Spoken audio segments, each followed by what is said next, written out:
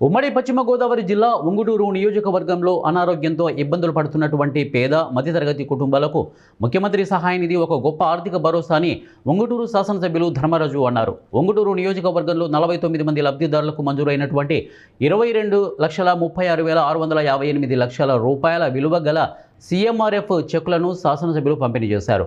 ఈ సందర్భంగా ఎమ్మెల్యే మాట్లాడుతూ ప్రజలకు అత్యవసర సమయంలో ప్రభుత్వం అండగా ఉండటం ఎంతో ముఖ్యమని వారు అన్నారు.